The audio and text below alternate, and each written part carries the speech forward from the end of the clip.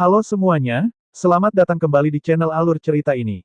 Sebelum kita mulai jangan lupa untuk tekan tombol like dan subscribe, agar kalian bisa selalu update cerita-cerita seru dan menarik di channel ini. Mari kita game on. Bab 641. Di ruang remang-remang di mana serigala surgawi berekor 3 ditahan, binatang buas itu melirik Li Luo dengan marah. Dua kondisi terakhir telah membuatnya menahan diri. Selama 1 tahun penghinaan, bocah manusia ini tidak hanya akan mengembalikan kebebasannya, tetapi membiarkannya masuk ke tahap adipati. Bagaimana kemurahan hati seperti itu bisa ada di dunia ini? Apa tangkapannya? Setahun bukanlah waktu yang lama bagi makhluk roh berumur panjang itu akan berlalu secepat seseorang menjentikkan jari mereka. Transaksi ini tidak diragukan lagi cukup baik untuk membuatnya meneteskan air mata kebahagiaan. Bahkan tanpa menyebutkan betapa berharganya kebebasan saja, ada kondisi tambahan yang memikat untuk bisa masuk ke tahap adipati.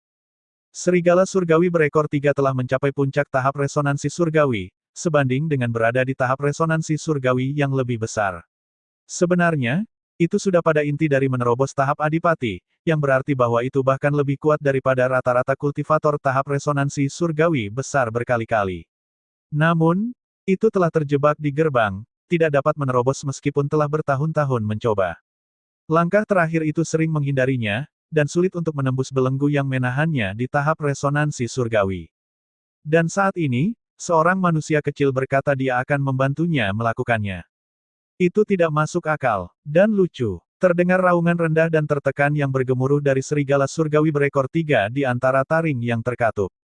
Yang menarik adalah bahwa meskipun tidak percaya dengan kata-kata itu tidak mengungkapkan penghinaan yang dirasakannya saat pertama kali Li Luo berbicara. Sebaliknya, ada tatapan bertanya di matanya. Jelas, itu sedikit terombang-ambing oleh pemandangan 3 resonansi Li Luo, mengurangi rasa jijiknya terhadapnya. Di sisi lain, Li Luo tetap tenang seperti air danau. Apakah kamu merasa bahwa aku tidak bisa memenuhi kata-kataku? Serigala surgawi berekor 3 mendengus, dan bau amis keluar dari napasnya, tindakannya berbicara lebih keras daripada geramannya. Sepertinya aku harus mencerahkan dan memperluas pandanganmu tentang dunia, sehingga kamu tidak lagi menjadi serigala bodoh di dalam sumur. Li Luo menyeringai. Mendengarkan kata-kata mengejek Li Luo, serigala surgawi berekor 3 merasa marah. Manusia istana iblis terkutuk, kamu berani mengolok-olok binatang roh di puncak tahap jenderal biduk surgawi. Tanpa segel ini, pukulan biasa akan mengubahnya menjadi pasta daging. Li Luo bisa merasakan kemarahan binatang itu, tapi dia melanjutkan, kamu makhluk roh yang bodoh. Kamu tidak mengerti siapa yang berdiri di belakangku, jadi aku tidak akan menyalahkanmu, dan kamu telah menghabiskan begitu banyak waktu terjebak di ruang gelap, aku hanya akan memberitahu padamu bahwa dukunganku sangat luar biasa bahkan ahli tahap raja yang kamu lihat itu menakutkan. Itulah mengapa dia langsung mengajukan permintaan kepadaku. Kata-kata ini diucapkan dengan tenang dan percaya diri. Ini adalah udara alami yang dimiliki oleh orang berkulit tebal, mampu menguasai hati dan tubuh dalam berakting untuk menampilkan sebuah mahakarya. Serigala surgawi berekor 3 merasa sedikit terkejut sekarang. Pembangkit tenaga tahap raja yang bahkan dia tidak bisa mengumpulkan keberanian untuk membenci sebenarnya takut pada pendukung misterius bocah ini. Latar belakang seperti apa yang dia miliki? Sayangnya, aku sekarang jauh dari tanah airku, dan karena alasan tertentu, aku telah dibatasi dalam banyak hal. Jadi, aku tidak punya pilihan selain membicarakan persyaratan denganmu secara pribadi. Terus terang, jika kamu pernah mengikutiku kembali ke rumahku, binatang roh yang belum masuk ke tahap adipati bahkan tidak akan memiliki hak untuk membawa sepatuku, aku khawatir. Li Luo melanjutkan dengan tenang. Serigala surgawi berekor 3 memamerkan taringnya dan pupil merahnya merengut pada Li Luo. Apakah bocah ini hanya pembohong penuh bunga atau apakah dia benar-benar memiliki latar belakang yang menakutkan? Berbicara secara logis, bocah ini jelas suka menyombongkan diri. Namun, fakta bahwa dia memiliki resonansi 3 kali lipat dan seorang ahli tahap raja telah menempatkannya di segel ini untuknya adalah tindakan yang berbicara banyak tentang hubungan mereka. Akibatnya, ia merasakan ketakutan yang tak terlukiskan. Kamu tidak perlu marah. Ini hanya kebenaran yang sulit, dan kenyataan itu kejam. Saat Li Luo terus mengolok-olok, dia tiba-tiba mengulurkan tangannya, dan gumpalan esensi darah perlahan melayang ke udara. Itu terbang langsung menuju serigala surgawi berekor 3. Ketika serigala surgawi berekor 3 memusatkan perhatian pada setetes esensi darah, Secara naluriah ia dapat merasakan bahwa itu mengandung semacam aura yang menakutkan, aura teror yang kejam. Ketakutan yang melanda hatinya sekarang bahkan lebih besar daripada ketakutan ahli tahap raja sebelumnya. Ini membuat pikirannya menjadi gila, dan serigala surgawi berekor 3 gemetar. Pada saat yang sama, keinginan tak terbatas untuk setetes esensi darah ini lahir di dalam hatinya. Lidah merah menjilat sudut bibirnya saat melirik Li Luo sekali lagi. Melihat bocah itu tidak berhenti, ia menelan setetes esensi darah. Ketika setetes esensi darah memasuki perutnya, seluruh tubuhnya mulai bergetar tak terkendali. Pada saat yang sama, ia bisa merasakan tekanan yang menakutkan memancar dari dalam tubuhnya, dan raungan drakonik bergema di dalam pikirannya. Penindasan tanpa batas yang melampaui ruang dan waktu turun ke atasnya. Penindasan itu sendiri tidak terlalu kuat, terutama jika itu adalah manusia, bahkan mungkin tidak terlihat.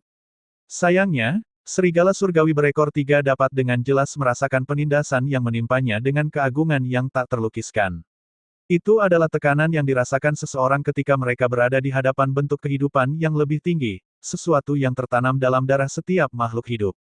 Penindasan mutlak terhadap makhluk yang lebih rendah. Dengan itu, serigala surgawi berekor 3 berlutut.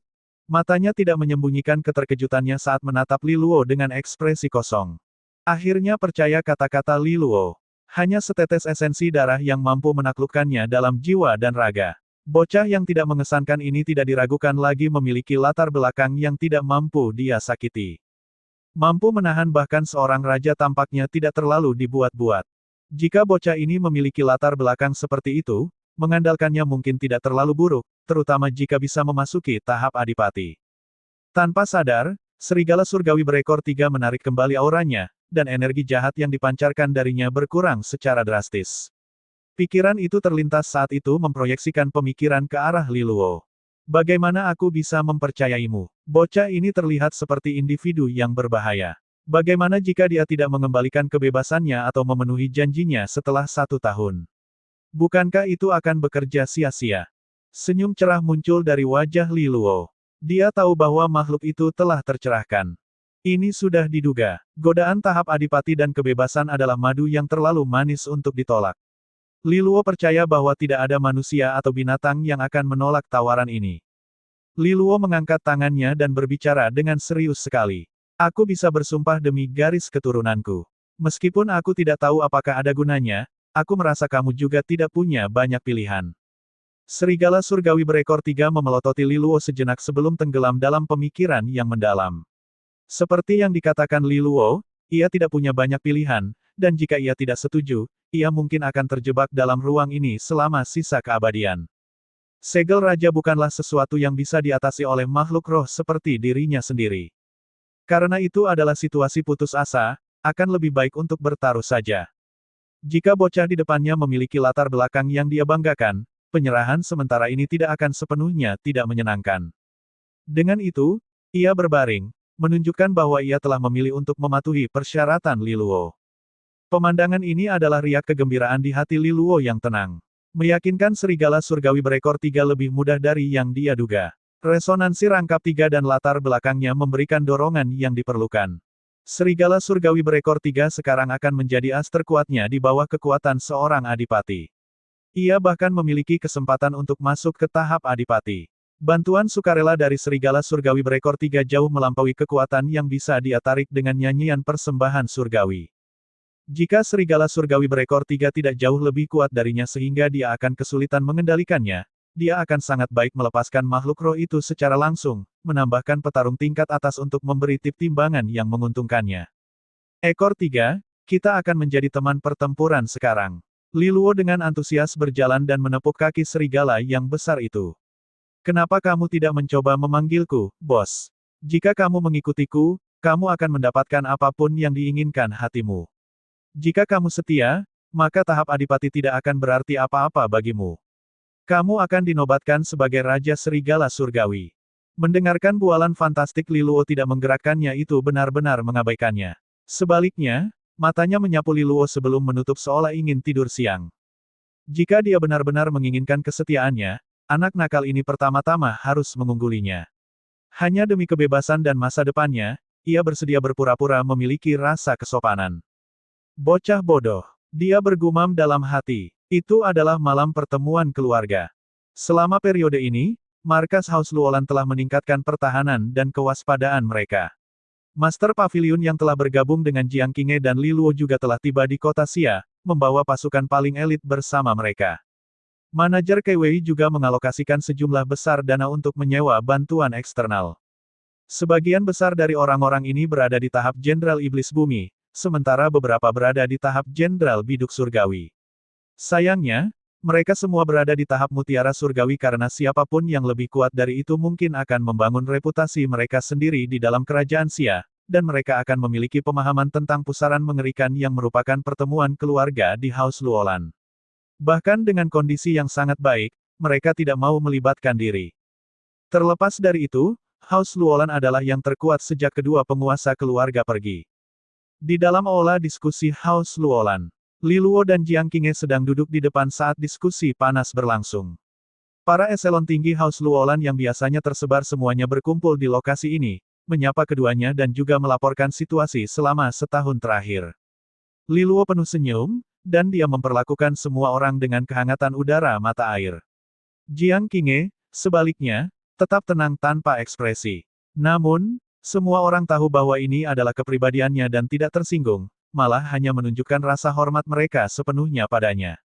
Nyatanya, seluruh kelompok petinggi keluarga Luolan juga memperlakukan Li Luo dengan rasa hormat yang tulus. Ini adalah perubahan total dari mentalitas yang merekita-liki terhadapnya ketika mereka berada di Manor Tua di kota Southwind. Mereka mungkin menghormati Li Luo di permukaan, tapi itu karena perawakannya dan dukungan Qinghe. Tidak peduli apa, memang sulit untuk dengan tulus menghormati istana kosong Li Luo ketika hukum rimba berkuasa, meskipun dia adalah putra dari dua penguasa keluarga. Namun, dalam waktu singkat dalam setahun, kekuatan dan pengaruh Li Luo telah mengalami transformasi yang mengguncangkan surga.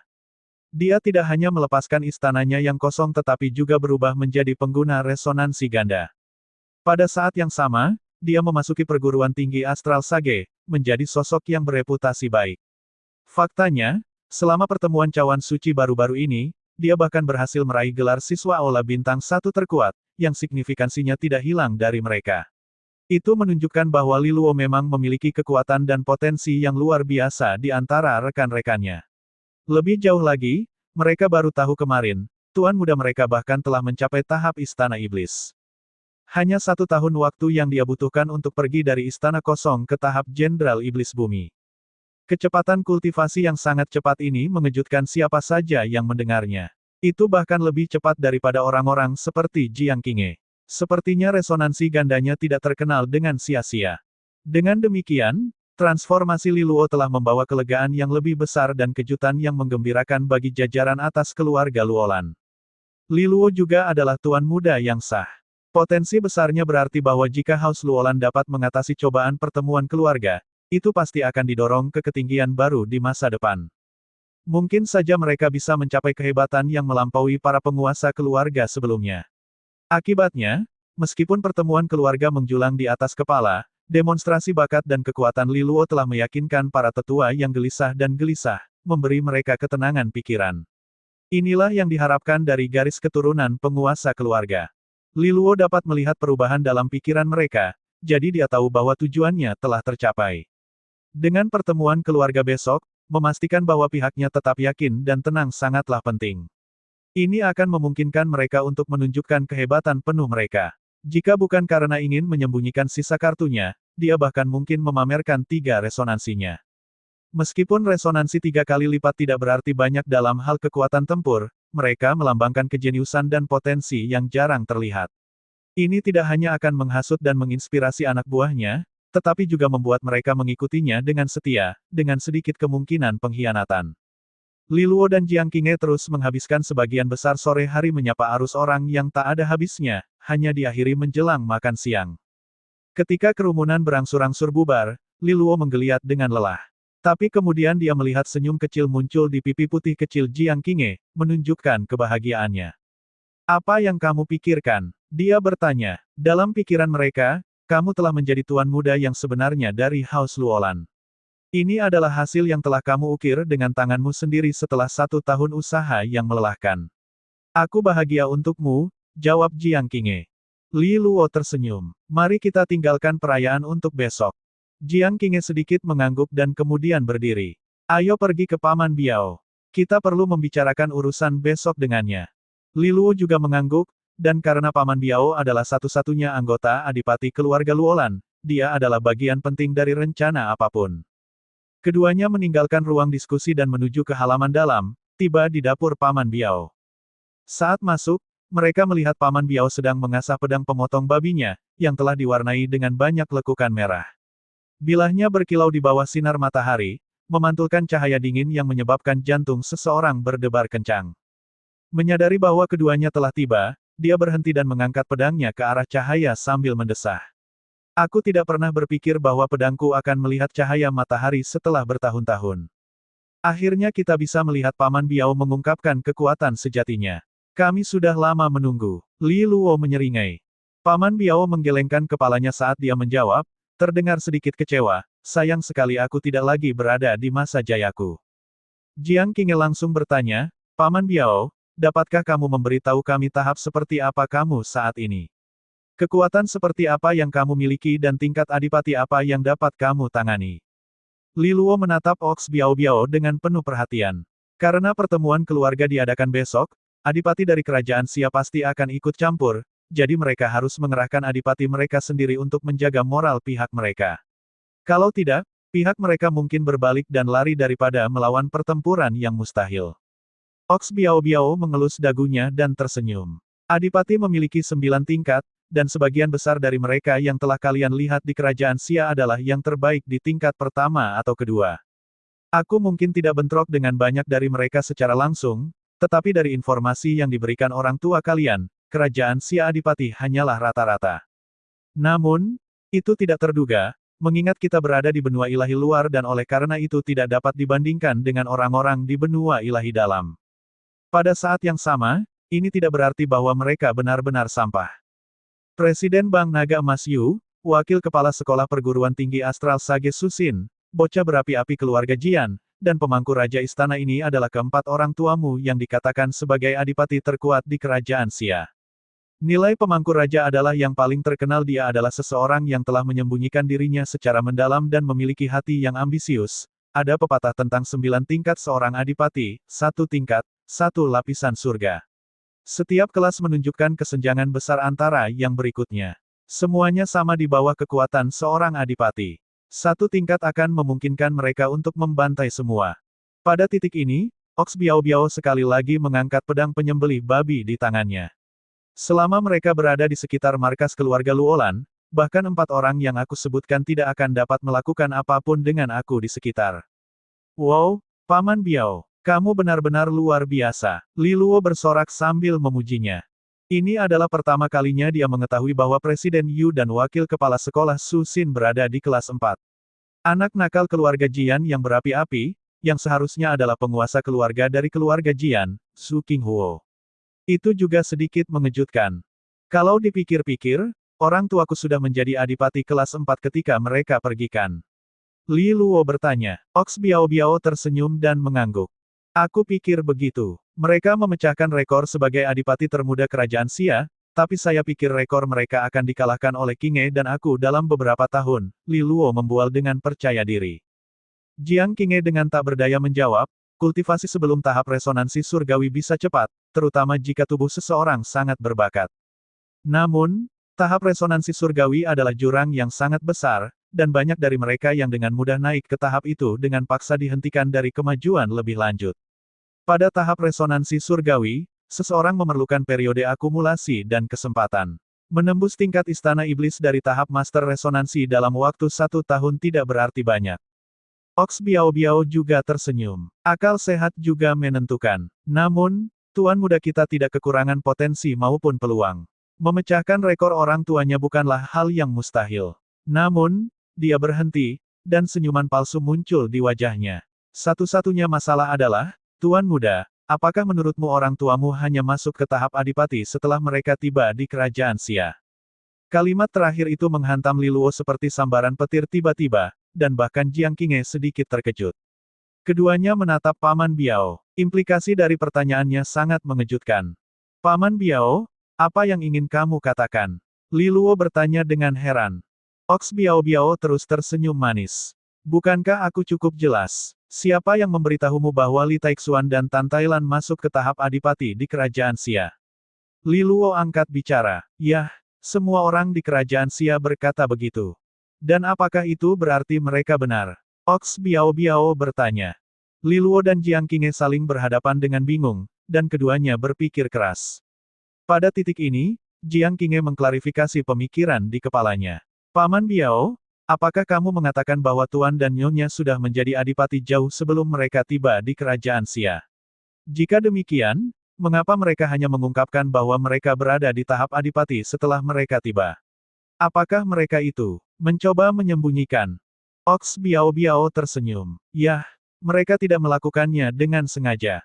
Di satu sisi, apa yang dikatakan orang juga tidak salah. Li Taixuan dan Tan Tailan sama-sama mencapai tahap adipati di kerajaan Xia.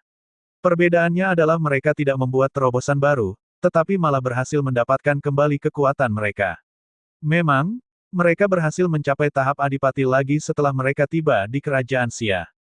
Li Luo dan Jiang Qinghe saling memandang dengan heran. Mengembalikan kekuatan mereka menjadi seorang adipati dibandingkan dengan menerobos ke tahap adipati berarti hal-hal yang benar-benar terpisah. Mereka sangat menyadari apa artinya ini.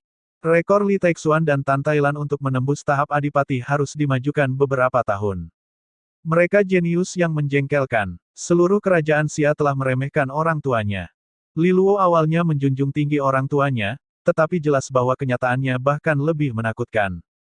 Paman Biao, kamu mengatakan bahwa Tuan dan Nyonya memulihkan kultivasi tahap adipati mereka di kerajaan Xia, lalu, mengapa tahap kultivasi mereka jatuh? Jiang Qinghe mengajukan pertanyaan paling penting. Tatapan Li Luo juga melintas dengan rasa ingin tahu. Orang tuanya berasal dari benua ilahi dalam, dan ayahnya bahkan memiliki garis darah Kaisar Surgawi Li.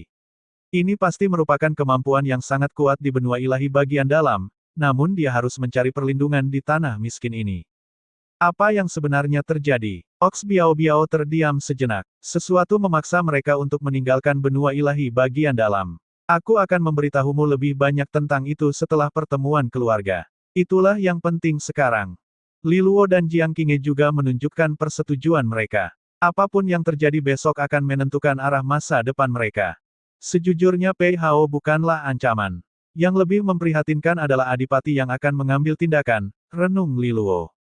Jiang Qinghe sedikit mengangguk. Dari informasi kita, dari 5 keluarga besar, keluarga Jian, keluarga Duce, dan keluarga Lanling semuanya telah menunjukkan permusuhan terbuka terhadap kita. Keluarga Jin Kue masih memperlakukan kita dengan niat baik, tetapi itu tidak berarti bahwa mereka tidak akan melibas kita besok. Li Luo telah mendapatkan bantuan dari putri pertama, dan dia akan menyediakan seorang adipati untuk membantu kita, bala bantuan yang murah hati dan tepat waktu. Selain itu, kita tidak memiliki sekutu lagi. Ox Biao Biao terus mengasah pedangnya.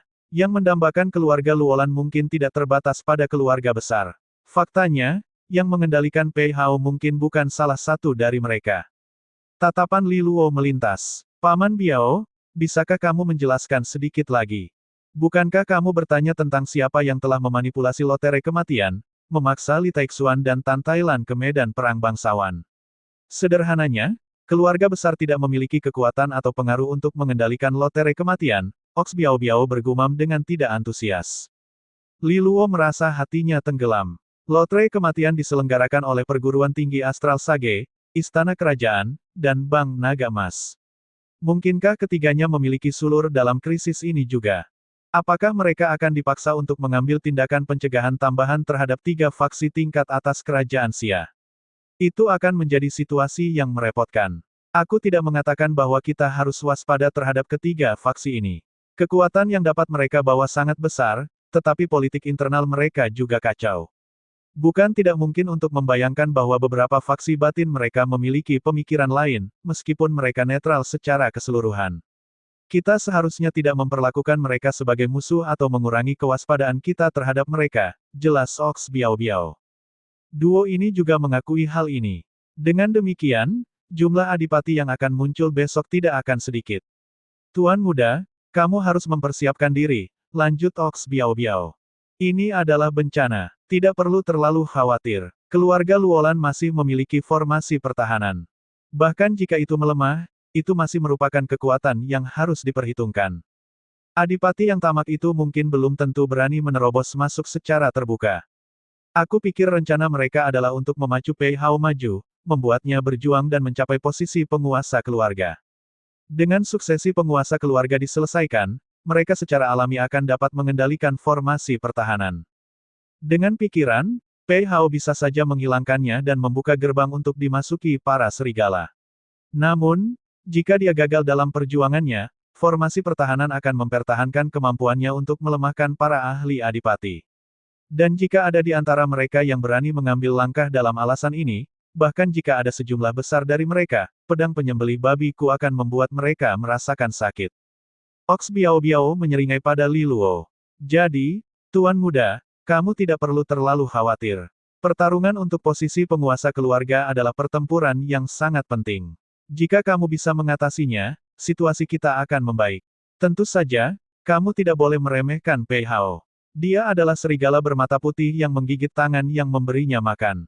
Tangan yang tersembunyi di belakangnya pasti telah membuat banyak persiapan untuk hari ini. Kata-kata menghibur Ox Biao Biao membantu mengangkat beban berat di hati Li Luo, dan dia mengangguk dengan penuh semangat. Paman Biao, kamu bisa santai. Aku sudah melakukan apa yang perlu dilakukan. Aku sangat yakin bisa menghadapi binatang terkutuk ini. Meskipun Li Luo hanya berada di tahap Istana Iblis, sementara Pei Hao telah lama memasuki tahap penyelesaian iblis dan karena itu beberapa tingkatan di atasnya, baik Ox Biao Biao maupun Jiang Qinghe tidak meragukan kemampuannya untuk berurusan dengan pengkhianat. Di dalam hati mereka, bagaimana mungkin makhluk menyedihkan seperti Pei Hao sebanding dengan Li Luo? Senyum melayang di wajah Jiang Qinghe. Aku berharap melihat Pei Hao benar-benar hancur di depan mata seluruh keluarga Luolan. Dia milikmu sepenuhnya. Li Luo menyeringai sebagai tanggapan. Yah, jika sesuatu yang aneh muncul, aku bukan orang yang menjadi sorotan. Qinghe, tolong bergerak dengan tegas dan hancurkan tubuh dan jiwanya. Lagi pula, kita akan menikah, jadi menjadi penguasa keluarga pun tidak akan mengubah apapun. Jejak kebahagiaan bisa dilihat di mata emas Jiang Qinghe saat dia menjawab dengan ringan, tenang. Malam telah menyelimuti kota Xia. Kota yang sebelumnya ramai menjadi sunyi, dan hanya desingan angin malam yang sejuk yang terdengar. Istana Kerajaan. Di atas sebuah paviliun, putri pertama sedang menatap kota yang cukup terang di depannya, lalu dia berbalik menghadap bagian baratnya secara khusus, di mana keluarga Luolan berada. Pertemuan keluarga dimulai besok, renungnya pada dirinya sendiri. Suasana di dalam kota Xia seperti panci presto, meningkat pesat selama 2 bulan terakhir, semuanya dalam persiapan untuk perubahan besar yang akan datang. Pertemuan keluarga di keluarga Luolan hanyalah yang pertama dari banyak. Pertemuan keluarga pasti akan melibatkan semua faksi teratas di kota. Akhir perdamaian sudah dekat. Li Luo, Qinghe, aku sudah melakukan semua yang aku bisa, sisanya terserah kalian. Bang Naga Emas. Setelah semua pekerjaan hari itu selesai, Yu Hongqi melakukan peregangan dengan malas, memamerkan lekuk tubuhnya yang memikat. Dia kemudian berdiri dan berjalan menuju jendela, banyak lampu kota memenuhi pandangannya. Setelah berhenti sejenak untuk berpikir sebentar, dia berkata kepada pelayan di dekatnya, beritahu semua orang tentang keputusanku. Bank Naga Emas akan ditutup besok dan pertemuan bulanan kita akan diadakan. Pastikan setiap penatua hadir dan tepat waktu. Tidak ada yang bisa absen. Perguruan Astral Sage. Di paviliun tertentu, Mentor Cichan sedang menghangatkan secangkir teh. Di atas meja di depannya ada sepucuk surat. Satu kata terpampang di atasnya. Pengunduran diri. Sinar matahari yang hangat memandikan kota Xia dengan gemerlap saat matahari terbit di atas kepala. Suara drum terdengar dari markas keluarga Luolan. Tepat di luar gerbang tergantung banyak dekorasi meriah dengan barongsai dan genderang yang terjadi di sana. Suasana perayaannya luar biasa. Li Luo dan Jiang Qinghe berdiri tepat di luar, mengamati proses dengan tenang. Tamu tak berujung dari banyak pasukan datang untuk berpartisipasi dalam pesta pora. Namun, mereka kebanyakan dari tingkat kultivasi rendah. Kuncinya adalah formasi keluarga Luolan, yang menekan ahli adipati manapun, dan dengan demikian tidak ada pemimpin yang akan datang. Lagi pula itu adalah perasaan yang tidak nyaman. Pada saat yang sama, keduanya sadar bahwa seharusnya tidak ada kekurangan mata-mata dan unsur-unsur jahat yang tercampur ke dalam kerumunan. Tetap saja, mereka tidak repot-repot menyingkirkan individu-individu yang merepotkan itu. Rakyat jelata yang tidak berguna tidak memiliki kekuatan untuk mengubah situasi dengan cara apapun. Dalam seluruh sejarah pertemuan keluarga di keluarga Luolan, ini kemungkinan besar yang paling rumit dan membuat rambut berdiri.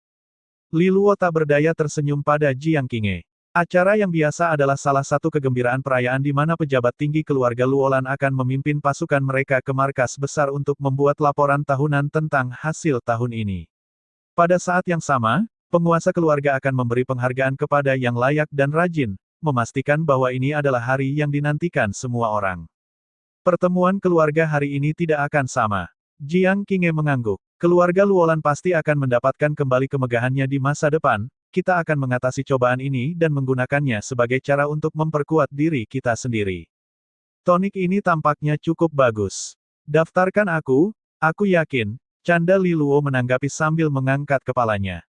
Sementara itu, tatapannya tertuju pada paviliun menjulang tinggi yang mengelilingi keluarga Luolan.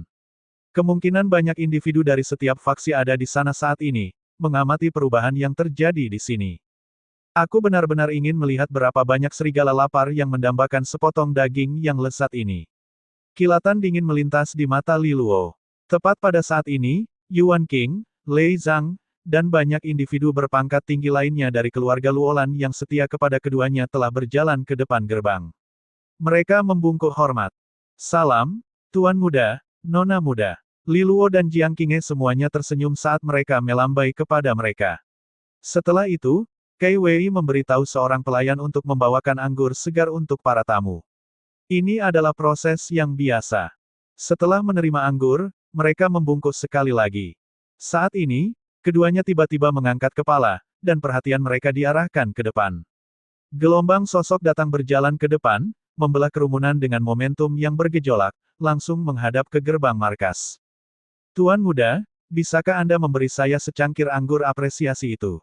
Di depan kelompok individu yang menerobos masuk tidak lain adalah Pei Hao.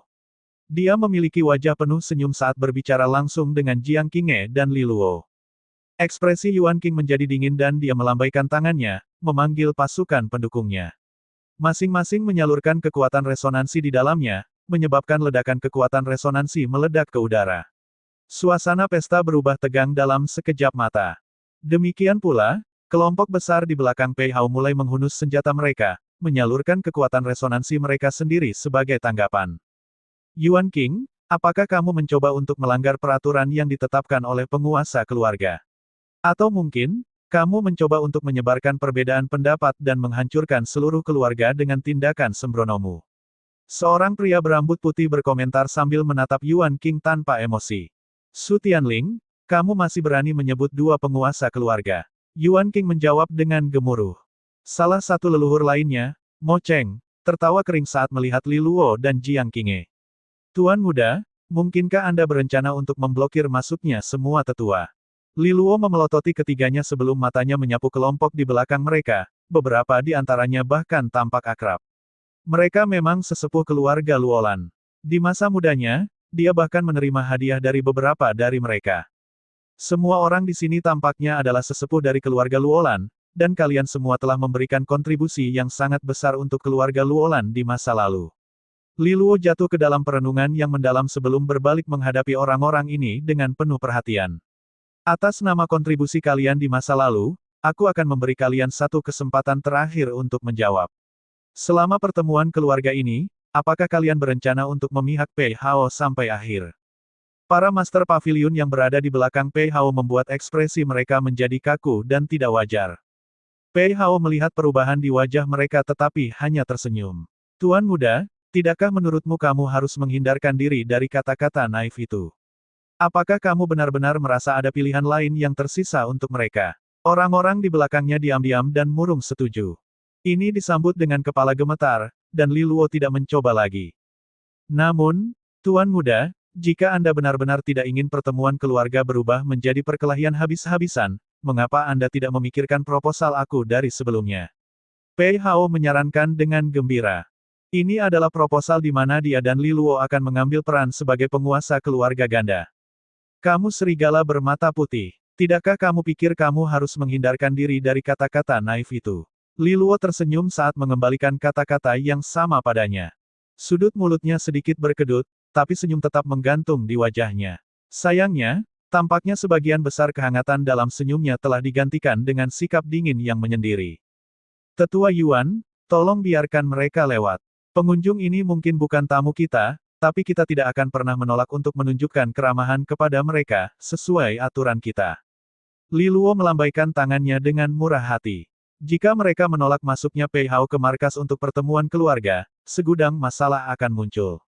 Tangan hitam di balik tirai tidak akan duduk diam, dan situasinya akan menjadi lebih buruk.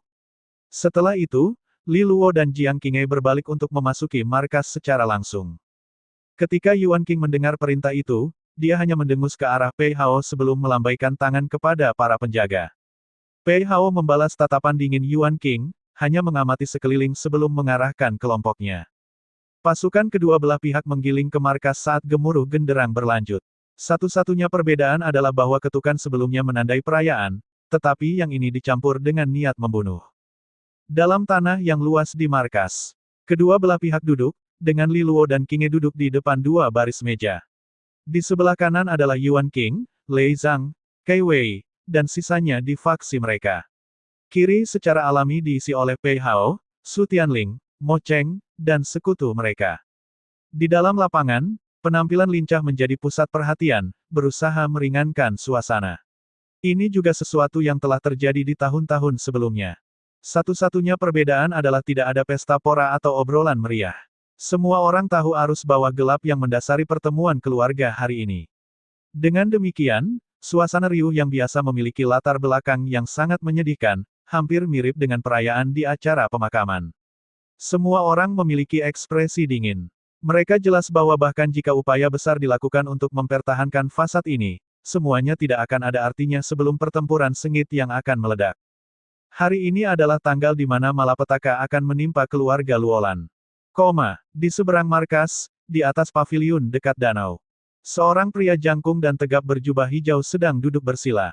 Api kecil sedang menghangatkan sepanci anggur di depannya saat dia dengan gembira melihat keluarga Luolan yang ramai. Dia menuangkan secangkir teh untuk dirinya sendiri sebelum tertawa kecil.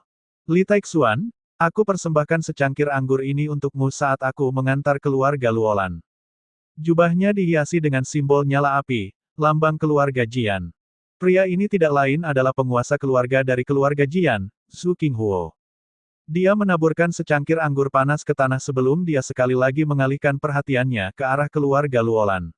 Nyala api bisa terlihat berkedip-kedip di dalam pupil matanya. Pakar adipati keluarga Luolan, mari kita akhirnya melakukan pertempuran yang tepat. Penumpukan pertemuan keluarga sangat menyiksa. Ini tidak diragukan lagi disebabkan oleh suasana menyedihkan yang menyelimuti daerah tersebut. Lapangan telah dibagi menjadi dua dengan baik oleh dua meja yang saling berhadapan. Semua orang tahu bahwa momen paling kritis akan segera muncul, di mana semua kepura-puraan kesopanan akan dicabik-cabik secara paksa. Penumpukan selama bertahun-tahun akan menyebabkan letusan penting di mana semua akan berubah.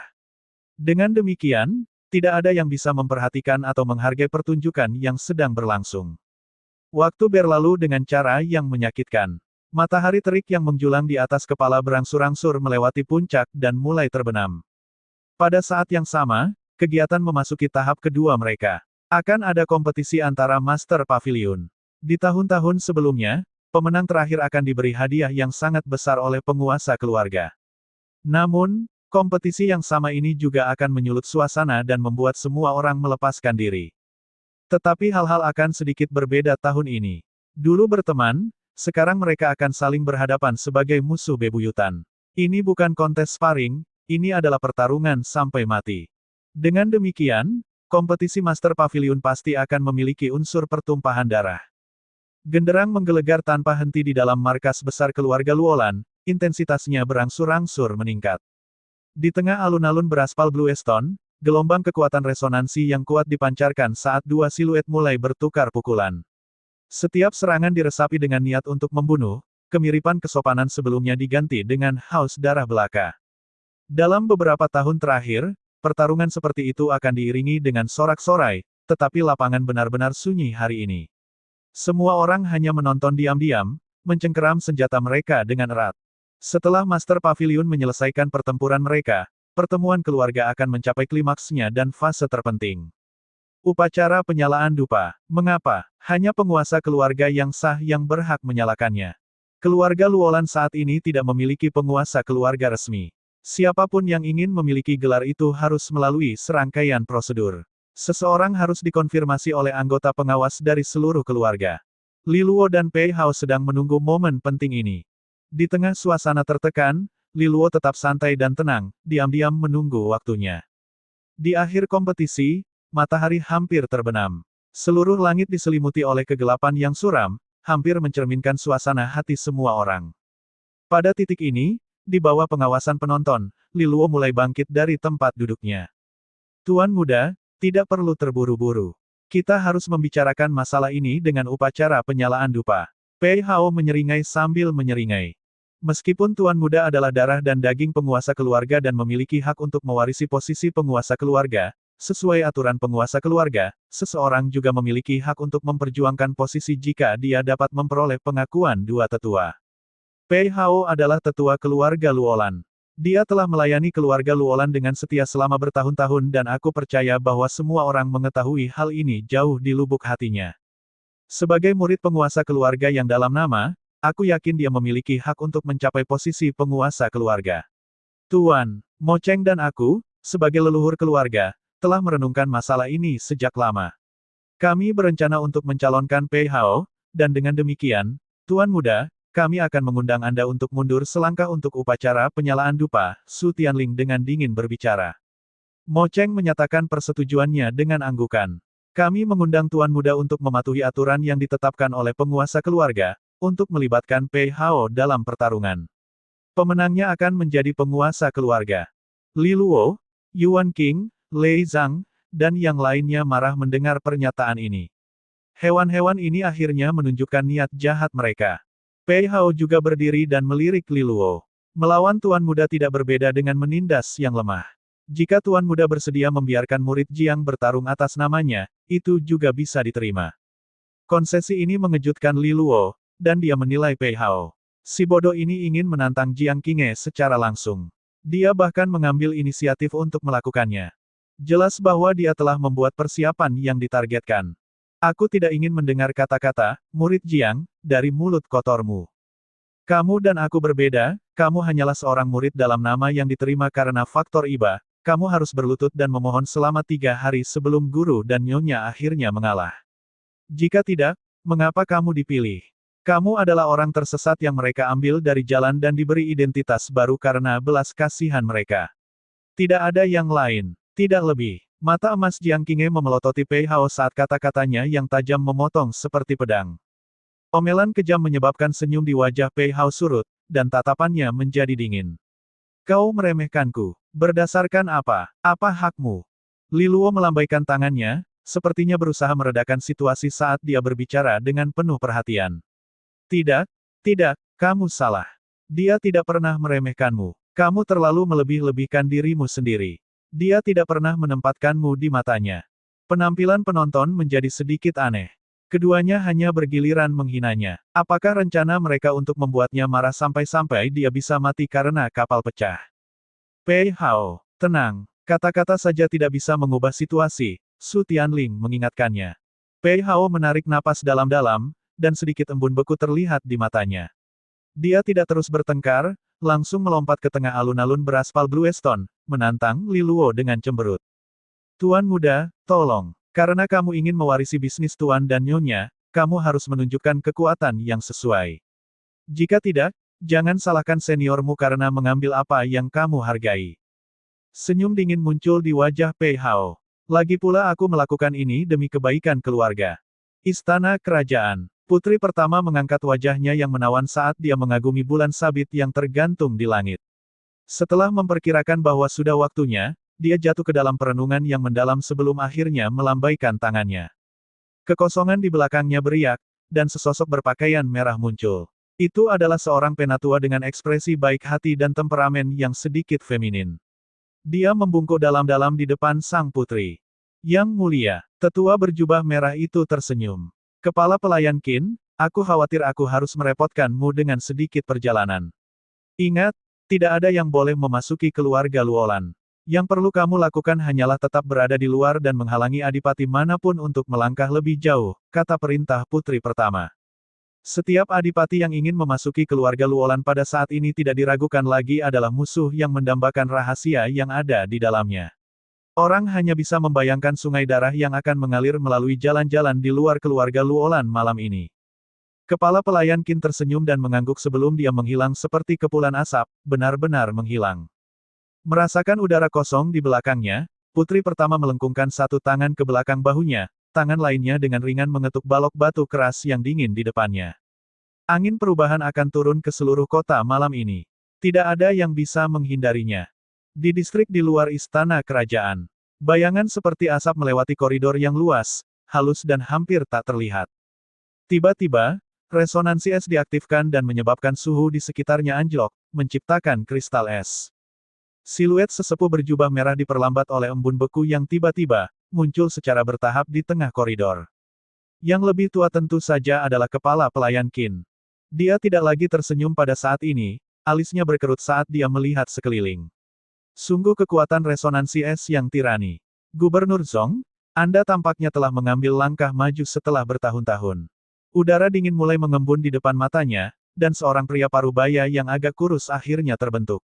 Dia berpakaian biru, rambutnya yang panjang diikat menjadi cambuk yang disandarkan di punggungnya. Dia memegang ekspresi ketidakpedulian, dicampur dengan arogansi yang dikembangkan dari memegang posisi penting selama bertahun-tahun. Ini adalah Zong Jie. Dia menguasai 3 kabupaten di dalam kerajaan Xia, seorang gubernur yang memiliki kekuasaan dan pengaruh mutlak. Putranya, Zong Taiqiu, adalah orang yang sebelumnya dikalahkan oleh Jiang Qinghe. Malam itu panjang, jadi akan ada penderitaan. Jika boleh aku bertanya, mengapa kamu meninggalkan istana kerajaan, kepala pelayan Qin? Kemana kamu berencana pergi? Gubernur bertanya dengan wajah penuh senyum dan nada sopan. Oh, aku telah diperintahkan untuk melakukan tugas cepat, aku bertanya-tanya, mengapa kamu menghentikan orang tua ini, Gubernur Zong? Kepala pelayan Qin menjawab sambil tersenyum. Gubernur Zong menghela nafas, aku juga terkekang oleh perintah dari atas. Mata kepala pelayan Qin menyusut saat dia perlahan mengucapkan, apakah pemangku raja berencana mengganggu urusan internal keluarga Luolan? Gubernur Zong adalah orang yang memiliki kekuatan besar. Faktanya, dia bahkan terkadang tidak mematuhi perintah kaisar muda. Satu-satunya individu yang mau dia patuhi adalah orang yang telah mengangkatnya ke posisi yang dia miliki saat ini, pemangku raja sendiri. Gubernur Zong tersenyum dan tidak menjawab, aku tidak ingin bertukar pukulan denganmu, kepala pelayan Qin, jadi aku ingin mengundangmu untuk tetap di sini sampai semuanya diselesaikan malam ini. Apakah itu dapat kamu terima? Sayangnya, aku harus merasakan resonansi paus iblis dan es tirani Gubernur Zong, kepala pelayan Qin menjawab dengan murung. Begitu dia selesai berbicara, kolom kekuatan resonansi raksasa bangkit dari tubuh kepala pelayan Qin, bahkan menyebabkan tanah di bawahnya bergetar. Pada saat yang sama, dunia alam yang tumbuh tanpa henti tampaknya hidup kembali dalam kehampaan di belakang Gubernur Zong. Bilah rumput hitam yang tak terhitung jumlahnya terbentang seperti ular sanca ke arahnya, dalam semua kemuliaan bertaring mereka. Gubernur Zong tanpa daya menyeringai. Terserahlah. Aku selalu ingin berhembus dengan resonansi bumimu dan resonansi rumput roh bergigi 10.000. Pada saat yang sama, dunia yang beku dan dingin terbentuk di ruang di belakangnya. Makhluk besar terlihat berenang perlahan di bawah lapisan es, melepaskan ratapan rendah. Kedua adipati mulai bentrok tepat di samping istana kerajaan. Keluarga Jin Kui, nyanyian dan tarian terdengar dari halaman. Sebagai penguasa keluarga, Si King saat ini sedang duduk di kursi menonton pertunjukan dengan penuh semangat. Setelah itu, serangkaian langkah kaki yang tergesa-gesa bisa terdengar. Ayah, pertemuan keluarga di keluarga Luolan telah dimulai, aku khawatir keluarga-keluarga lain telah mengambil tindakan.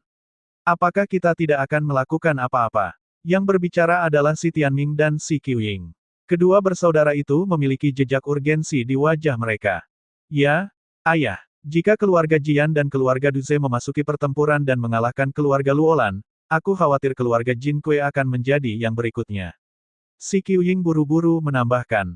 Terganggu di tengah hiburannya, Si King merasakan sedikit ketidakbahagiaan. Dia menjawab, situasi dengan keluarga Luolan rumit. Hal-hal tidak sesederhana apa yang kalian lihat di permukaan mereka tidak hitam dan putih. Keluarga Jin Kui mungkin berhubungan baik dengan keluarga Luolan, tetapi apakah itu benar-benar untuk sejauh mana membantu mereka dalam konflik besar-besaran? Dia menatap si Tianming. Kamu telah mengejar Rock Jiangqinghe begitu lama sehingga kamu mengabaikan kultivasimu sendiri. Tidak heran semua orang memandang rendah dirimu. Jika kamu benar-benar mampu memenangkan tangannya, dan Jiangqinghe akan menjadi anggotanya. Keluarga Jin Kui, bagaimana mungkin aku tidak turun tangan dan membantu mereka?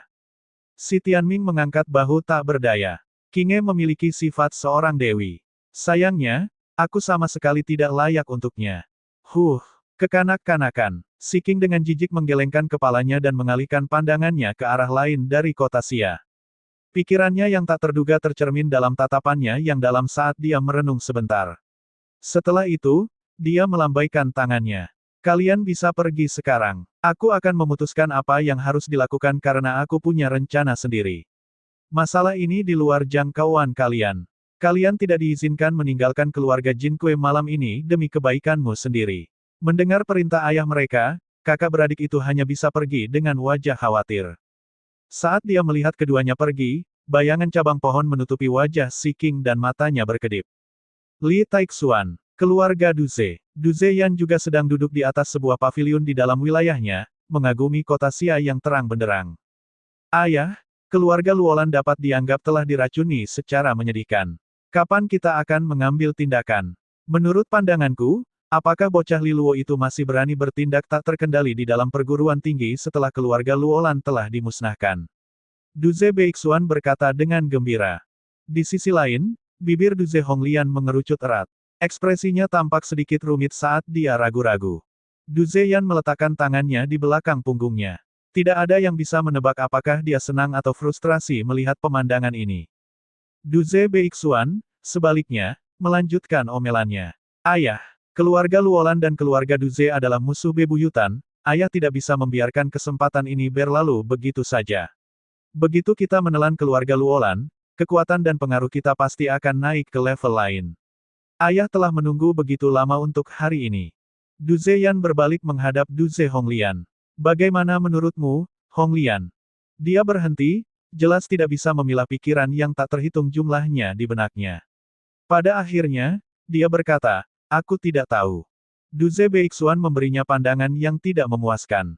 Kak, Jiangqinghe telah menginjak-injakmu selama bertahun-tahun. Ini adalah kesempatan terbaik kita untuk akhirnya melunasi hutang kita. Tenang, perintah Duze Yan dengan suara kesal.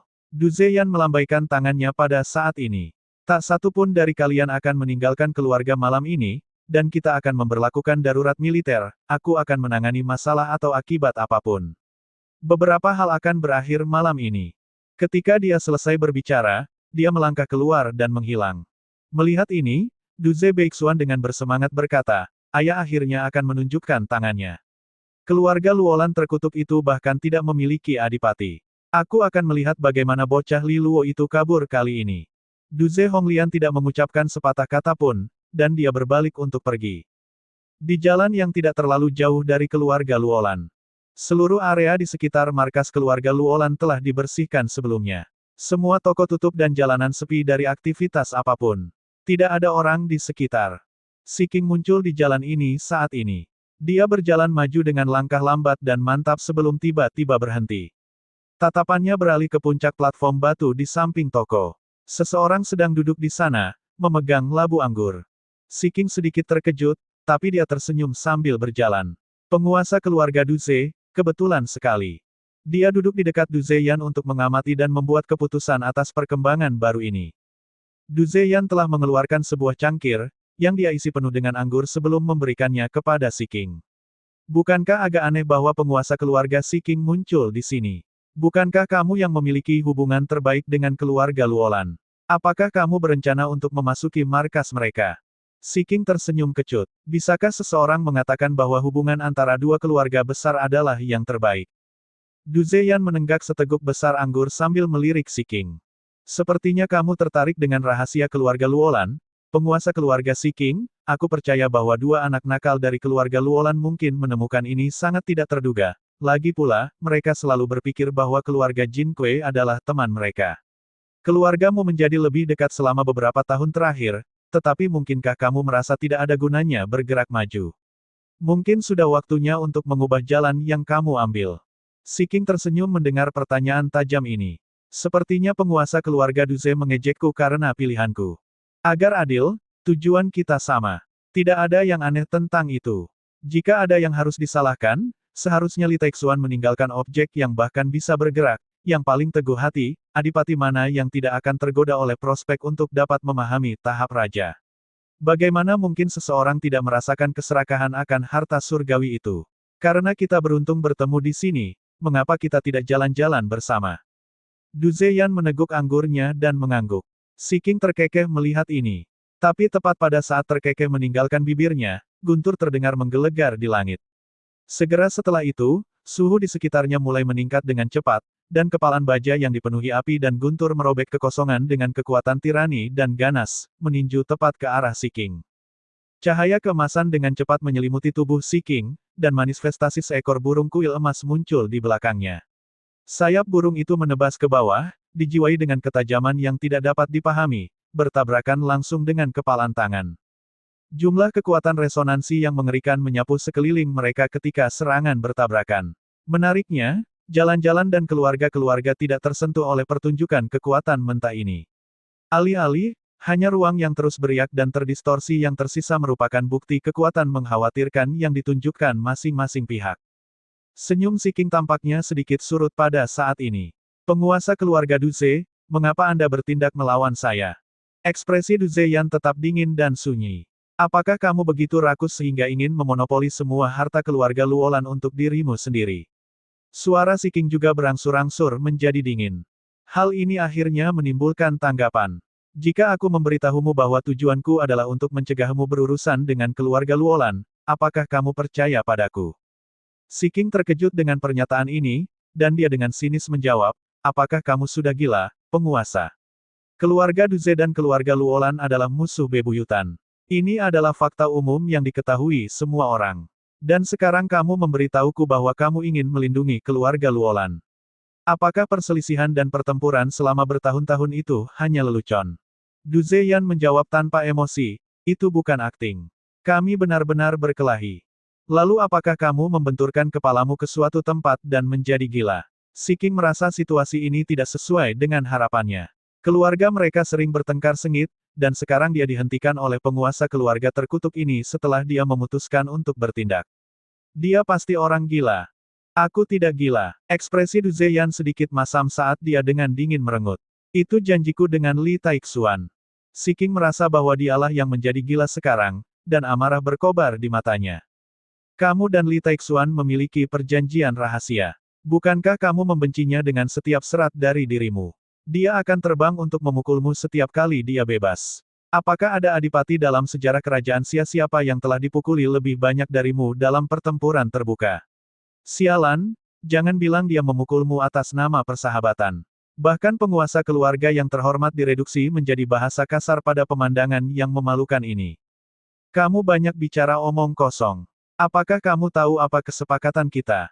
Aku mengatakan kepadanya bahwa jika dia, Li Taixuan, dapat mengalahkanku 20 kali dalam pertempuran, aku akan menjanjikan satu bantuan padanya, Du Zheyan menjelaskan dengan dingin. Ini membuat Si King benar-benar terdiam. Alasan dia dipukul begitu keras di masa lalu adalah karena tantangan ini. Du Zheyan, apa menurutmu menahanku di sini bisa melindungi keluarga Luolan? Kau seharusnya lebih tahu dariku siapa di balik semua ini, lanjut Si King. Du Zheyan maju selangkah, dan kekosongan di belakangnya beriak. Dunia api dan guntur terwujud di belakang punggungnya. Tepat di tengah ranah itu adalah Adipati Bergfried yang sangat besar. Aku tidak peduli tentang hal lain. Kesepakatanku adalah aku akan melakukan sesuatu untuk itu. Apakah keluarga Luolan dapat dilindungi bukan masalahku lagi. Markas besar keluarga Luolan, alun-alun besar. Di bawah pengawasan penonton, Li Luo dengan lincah melompat ke tengah alun-alun seperti monyet yang bersemangat, langsung berhadapan dengan Pei Hao. Hingar-bingar pukulan drum terdengar sekali lagi dengan kedatangannya. Yuan King, Kai Wei, Lei Zhang, Yan Lingqing, dan semua orang di sisi Li Luo membuat ekspresi mereka menjadi berat. Mereka merasa khawatir padanya. Ada perbedaan yang signifikan dalam kekuatan dan kultivasi antara keduanya. Meskipun kemajuan Li Luo cepat, jurang antara keduanya tidak mudah dijembatani. Meskipun Li Luo telah memasuki tahap Istana Iblis, itu adalah tahap yang telah dicapai Pei Hao bertahun-tahun yang lalu. Pertempuran ini bukanlah pertempuran yang adil sejak awal. Namun, mereka tahu bahwa ini bukan waktunya untuk berdalih atas hal-hal seperti itu. Ini adalah perjuangan hidup dan mati untuk posisi penguasa keluarga, jadi tidak ada yang peduli tentang kesopanan atau ketidakberpihakan pada saat ini. Ini adalah pemikiran kekanak-kanakan yang diperuntukkan bagi yang lemah. Hal baiknya, tentu saja, Jiang Qinghe bisa masuk. Bahkan jika Li Luo kalah dari Pei Hao, Jiang Qinghe masih bisa membalikkan keadaan. Akibatnya, mereka semua merasa bahwa tindakan Li Luo hanyalah awal dari sebuah pertunjukan, yang memulihkan sedikit kelegaan. Mungkin kehilangan muka jika Jiang Qinghe turun tangan, tapi itu masih lebih baik daripada membiarkan Pei Hao tertawa terakhir. Tuan muda, aku terkejut melihat keberanian seperti itu datang darimu. Pei Hao melirik Li Luo, senyum sombongnya muncul sekali lagi. Kamu pikir kamu sudah memasukkan kucing ke dalam tasnya? Li Luo membalas. Kamu telah berhasil memasuki tahap Istana Iblis dalam waktu singkat, Tuan muda. Kecepatan kultivasimu benar-benar meninggalkanku dalam debu. Jika kamu memiliki waktu 2 tahun lagi, aku pasti akan dikalahkan olehmu. Sayangnya, tidak ada jika. Pei Hao menggelengkan kepalanya. Li Luo tersenyum. Apa, kamu tidak percaya padaku? Seringai Pei Hao menjadi lebih besar. Li Luo, apakah kamu benar-benar berpikir bahwa kekuatanku telah mandek selama ini? Bahwa aku belum membuat kemajuan. Karena kamu tahu bagaimana menyembunyikan dan menunggu kekuatanmu, tidak bisakah aku melakukan hal yang sama? Setelah dia selesai berbicara, Pei Hao mengeksekusi satu segel tangan. Kekuatan resonansinya mengalir keluar darinya, menyebabkan angin kencang menyapu semua yang ada di alun-alun. Kekuatan resonansinya berwarna keemasan dan memiliki ketajaman yang tak tertandingi. Seolah-olah itu adalah pedang yang tiada taranya, mampu membelah langit dan bumi hanya dengan satu ayunan. Terlebih lagi, yang paling mengejutkan penonton adalah mereka bisa melihat 2 mutiara surgawi mengembun di belakangnya, dengan panik menyedot energi alam duniawi di sekitarnya seperti pusaran. Kekuatan resonansi yang kuat tersapu darinya yang menyebabkan semua orang merasakan tekanan. Tahap 2 Mutiara. Yuan King berdiri dengan ekspresi baja dan hijau. Pei Hao telah menerobos tahap Mutiara Surgawi. Kei Wei dan Yan Lingqing saling melirik, ekspresi jelek terbentuk di wajah mereka. Li Luo dan Pei Hao awalnya memiliki perbedaan kekuatan yang sangat besar. Sekarang kesenjangan telah melebar jauh, ke titik di mana pada dasarnya tidak mungkin untuk menjembatani perbedaan tersebut. Suasana di sekitar faksi Li Luo telah berubah muram. Sedangkan sisi Pei Hao penuh dengan senyuman. Ketika Jiang Qinghe melihat ini, mata emasnya yang jernih sedikit bergetar, tetapi tidak ada perubahan ekspresi yang terlihat di pipinya yang cantik. Pei Hao menyembunyikan kekuatannya, itu tidak terlalu mengejutkan. Bagaimanapun, apakah Pei Hao berada di tahap penyelesaian iblis atau tahap mutiara surgawi tidak membuat banyak perbedaan bagi Li Luo. Selama pertemuan cawan suci, Li Luo telah berhasil menghancurkan monster kelas bencana surgawi yang lebih besar. Ini menunjukkan bahwa kartu trufnya jelas jauh melampaui kekuatan tahap mutiara surgawi. Di alun-alun, Li Luo tampak seolah-olah terkejut oleh ledakan kekuatan Pei Hao yang tiba-tiba. Dia mengangguk dan berkata dengan pujian, tidak buruk. Aku benar-benar percaya bahwa kamu tidak membuat kemajuan. Itu akan terlalu memalukan bagi keluarga Luolan, dan lidah mungkin bergoyang. Bagaimana mungkin seseorang dengan bakat menyedihkan seperti itu berhak untuk menjadi penguasa keluarga? Apakah keluarga Luolan memiliki masa depan yang tersisa dalam kasus itu? Pei Hao tetap tanpa ekspresi dan tidak bertengkar dengan Li Luo. Dia melambaikan telapak tangannya, dan pedang emas yang tergantung di telinganya terbang ke genggamannya. Badai angin terbentuk di sekitarnya dan kemudian berubah menjadi pedang panjang yang dipegangnya dengan kuat. Saatnya bertindak, Li Luo. Jangan buang waktuku, katanya dengan muram.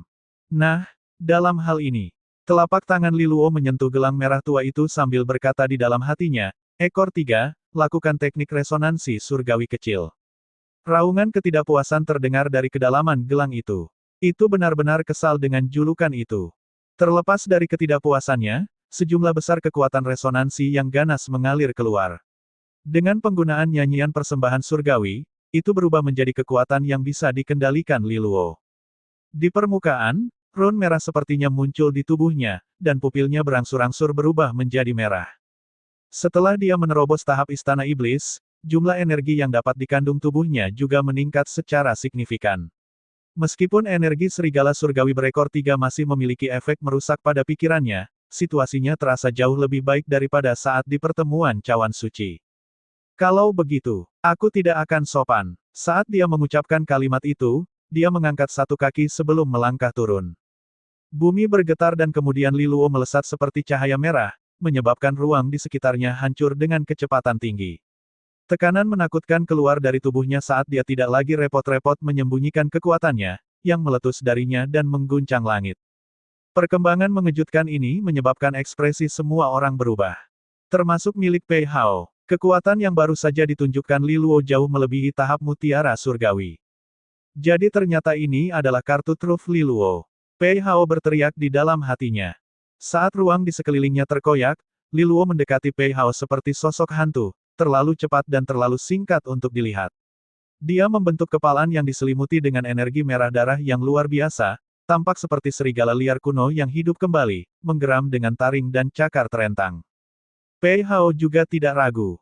Dengan pedang emasnya di tangan, cahaya pedang dan energi menyatu pada senjatanya, akhirnya mengembun menjadi satu ujung pedang mematikan yang dia tebas. Ubin Bluestone dari alun-alun tiba-tiba dipotong menjadi 2. Cahaya pedang itu sangat tirani, memiliki semangat mengamuk yang bahkan tampak melampaui energi merah darah. Kedua individu itu bentrok secara langsung, cahaya pedang berjuang melawan energi merah darah.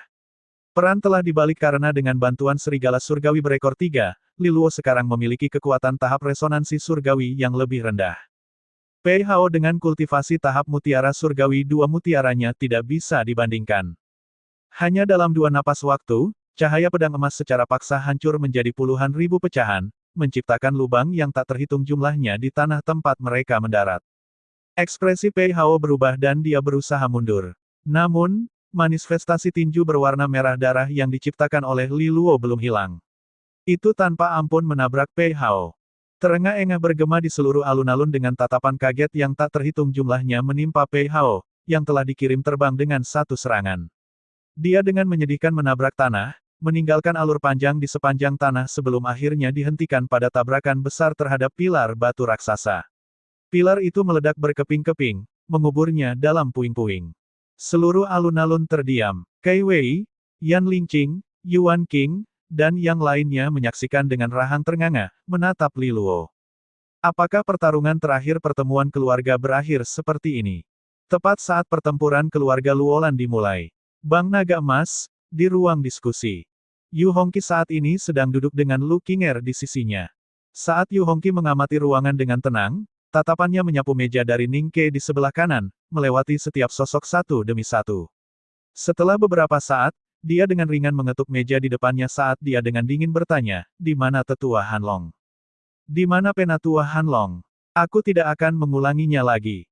Suara dingin Yu Hongqi menggema di sekitar ruang diskusi.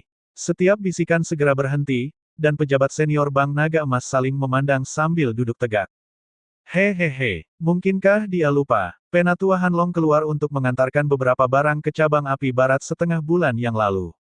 Melihat waktu, dia mungkin masih harus bergegas kembali. Seseorang tertawa saat yang lain tenggelam dalam pikirannya. Yu Hongqi berbalik menghadap sumber tawa, Wakil Presiden Ning Ke. Dia memelototinya dengan ekspresi tajam sebelum perlahan mengucapkan, mungkinkah dia tidak bisa kembali ke masa lalu, atau apakah dia memiliki masalah lain untuk ditangani?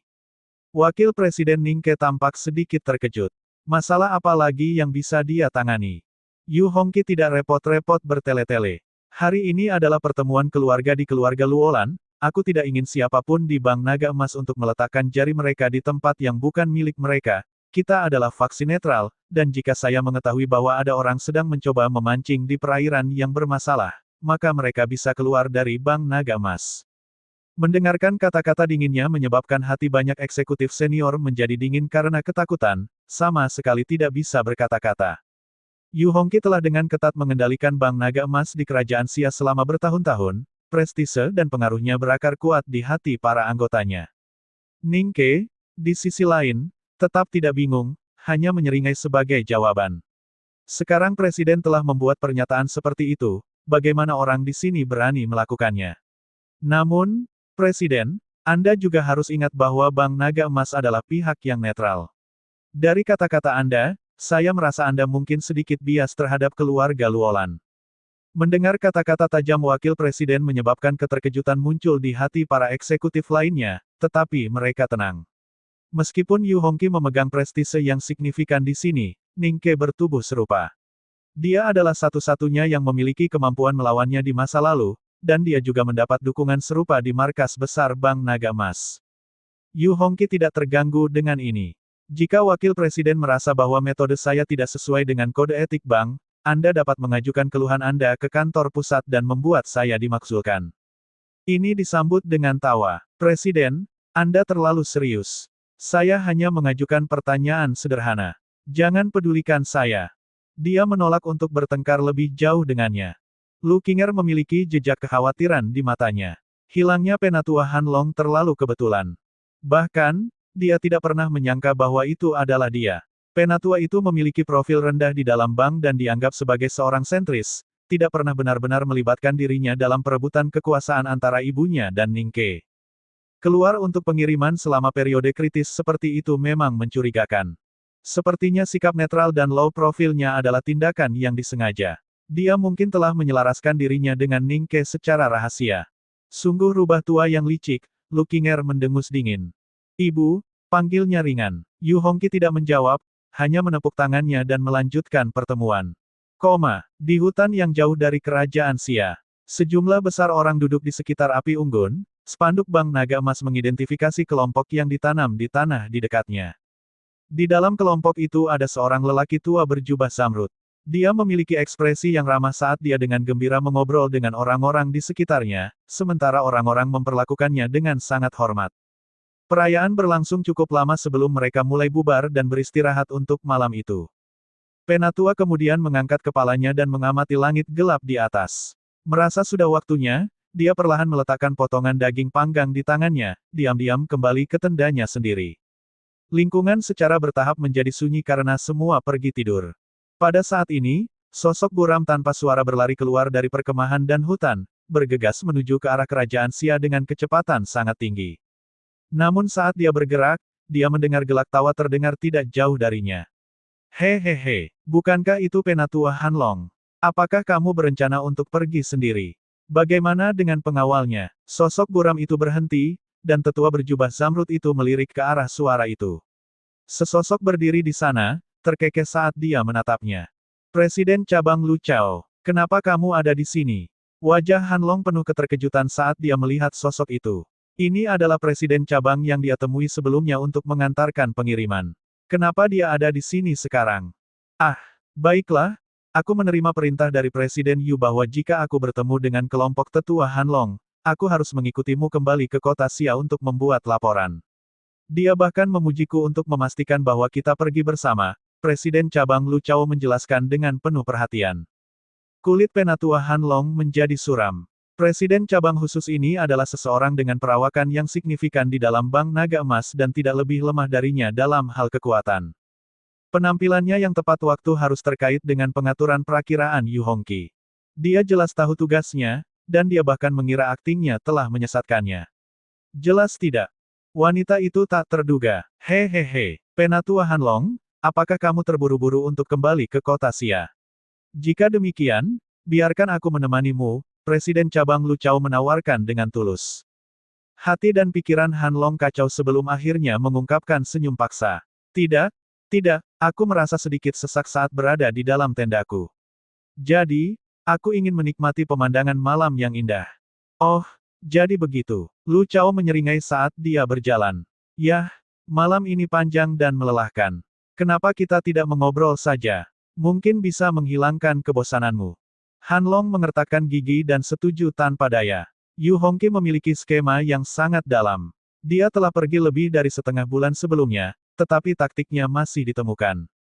Dia bahkan telah menggunakan cara untuk memastikan kepatuhan mutlaknya terhadap perintahnya. Perguruan Astral Sage. Di bawah naungan pohon rimbun, bayangan hitam melintas dengan cepat seperti musang di wilayahnya.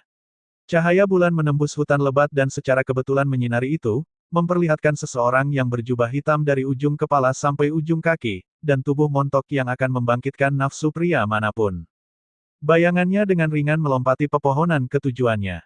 Orang ini memiliki wajah yang cantik dan menyendiri dan tidak lain adalah Ye Chengying dari 7 pilar astral. Ketika dia mendekati gerbang kampus, dia berhenti, tidak maju lebih jauh. Sebaliknya, dia dengan dingin melirik ke arah bayangan. Kamu berani mengintai di depanku dengan kekuatanmu yang menyedihkan. Pada saat yang sama, bayangan menyatu menjadi sosok manusia. Itu Xin Fu. Dia menatap Ye Chengying, wajahnya yang pucat mengeluarkan senyum pahit. Kakak Ye, kamu tidak perlu berpartisipasi dalam acara malam ini. Apakah kamu tidak tahu bahwa ini adalah perintah keluarga? Balasnya dengan dingin. Terus kenapa? Kamu tidak harus pergi, lanjut Xin Fu. Apakah kamu pikir kamu bisa menahanku? Ye Chengying mengangkat belati di tangannya, dan cahaya hitam mulai melapisinya. Dia menghilang secepat dia selesai berbicara dan muncul kembali oleh Xin Fu dalam sekejap mata, senjata ditekan ke tenggorokannya. Bilahnya berkilau dengan cahaya dingin. Dengan dorongan belaka, itu akan menembus lehernya. Namun, Xin Fu tetap tidak tergerak, hanya diam-diam mengamatinya.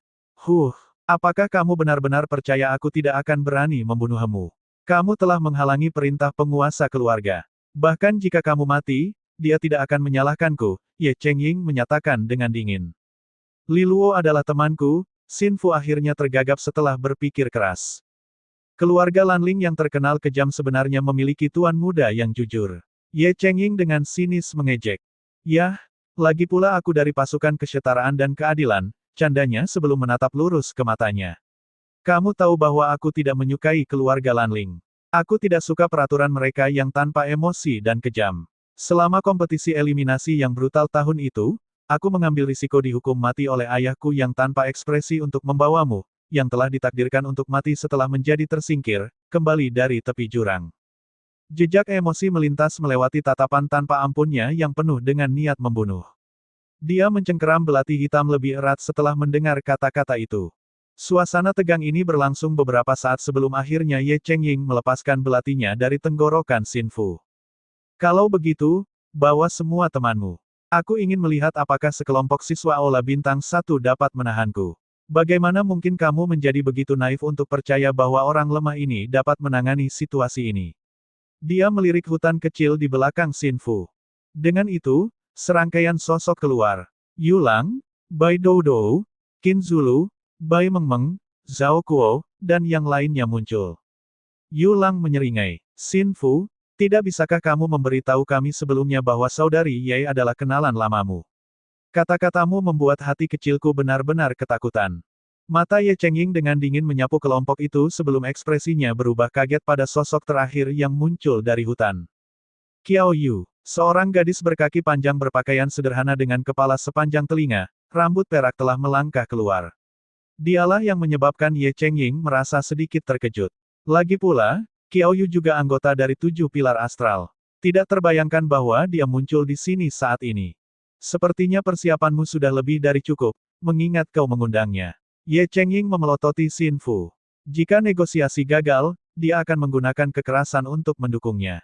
Ekspresi Qiao Yu acuh tak acuh saat dia benar-benar mengabaikan Ye Chengying. Sebaliknya, dia berbalik menghadap Bai Mengmeng. Hei, tugasku sudah selesai. Bayar. Saat Xin Fu dan yang lainnya menghalangi Ye Chengying, ada perkembangan lain tepat di luar kampus. Mentor Cichan telah berganti dari jubahnya yang biasa dan saat ini sedang berjalan menuruni tangga batu sekolah. Angin malam yang membekukan bertiup melewatinya, menyebabkan cadarnya berkibar dan memperlihatkan dagunya yang putih dan lembut. Dia tidak memasuki kota Xia, malah berjalan ke arah barat daya. Markas keluarga Lanling tersembunyi jauh di dalam pegunungan di sana. Perguruan tinggi astral Sage, istana berlapis emas. Wakil kepala sekolah Susin dengan lelah memijat alisnya dengan satu tangan dan tangan lainnya memegang surat pengunduran diri. Wakil kepala sekolah, tindakan mentor Cichan terlalu gegabah. Meskipun dia telah menyerahkan pengunduran dirinya, bagaimana itu bisa menghapus semua jejak hubungannya dengan perguruan tinggi astral Sage? Begitu dia berpartisipasi dalam bisnis keluarga Luolan, bagaimana faksi kerajaan Xia yang lain menganggap kita sebagai pihak netral lagi? Suara marah terdengar dari salah satu ujung meja panjang istana emas. Mentor semangat ungu beralih ke sumbernya dan menemukan Shen Jin Xiao yang berwajah tegas yang membuat komentar itu. Kata-katanya dengan cepat mendapat persetujuan di antara para mentor, dan mereka mengangguk dalam-dalam. Kata-katanya telah mengenai situasi tepat di paku. Mentor Cichan mungkin telah melepaskan posisi fakultasnya, tetapi hubungannya dengan perguruan tinggi tidak mudah terhapus. Selain itu, bagaimana dia bisa mengundurkan diri dan segera berperang atas nama keluarga Luolan? Setiap orang akan membutuhkan penjelasan yang jelas dari perguruan tinggi. Wakil kepala sekolah Susin tetap tanpa ekspresi saat dia menjawab, suaranya yang menyegarkan membuat orang-orang keluar dari pikiran mereka. Lalu bagaimana mentor Shen Jinxiao mengusulkan kita bertindak? Shen Jinxiao dengan hormat menjawab, saya menyarankan agar kami mengirim beberapa mentor semangat ungu untuk menangkap dan mengembalikannya ke perguruan tinggi. Jika dia ingin mengundurkan diri, itu akan terjadi setelah pertemuan keluarga di keluarga Luolan. Deklarasinya menyebabkan bisikan meletus di seluruh istana berlapis emas. Ada yang setuju, ada yang keberatan, dan perdebatan berkecamuk untuk sementara waktu. Omong kosong. Begitu seseorang mengundurkan diri, mereka secara alami tidak lagi memiliki afiliasi dengan perguruan tinggi. Menurutmu apa itu perguruan tinggi? Sarang bandit terkenal. Seseorang hanya dapat bergabung tetapi tidak pernah pergi. Pada titik ini, suara kesal berbicara. Mentor Huosu lah yang secara langsung membantah poin mentor Shen Jinxiao.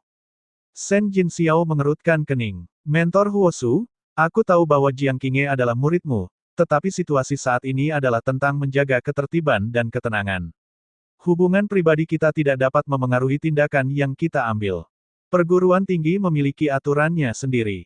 Itu yang diharapkan. Namun, aku hanya mengatakan bahwa setiap orang di sini memiliki hak untuk mengundurkan diri. Kamu tidak harus menggunakan jawaban yang tidak masuk akal untuk menutupi niatmu yang sebenarnya. Mentor Huosu dengan dingin mendengus saat dia menatap ke arah wakil kepala sekolah Susin. Pada saat yang sama, dia melemparkan surat pengunduran diri ke arahnya.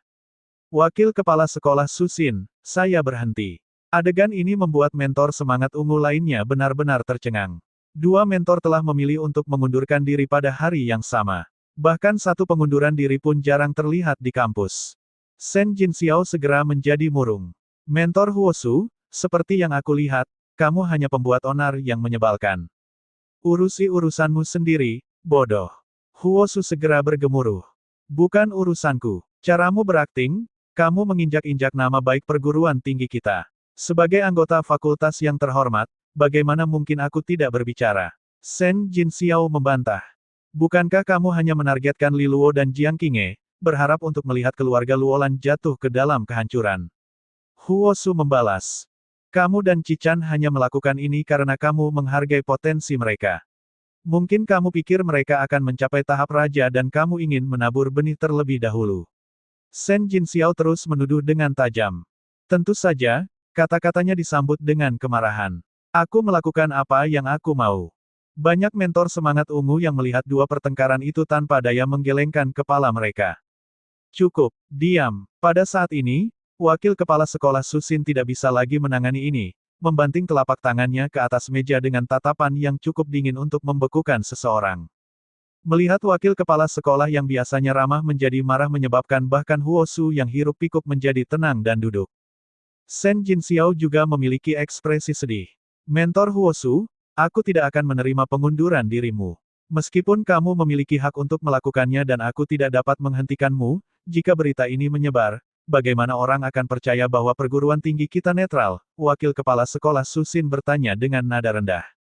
Huosu mendengarkan, tetapi sebelum dia dapat mengungkapkan pikirannya, dia diseret kembali oleh salah satu mentor semangat ungu yang berhubungan baik dengannya. Shen Jinxiao menghela nafas lega sebelum bertanya, bagaimana dengan masalah dengan mentor Cichan? Bagaimana kita menghadapinya? Wakil kepala sekolah Susin meliriknya. Mentor Cichan telah meninggalkan perguruan tinggi dan dengan demikian kita akan membiarkannya.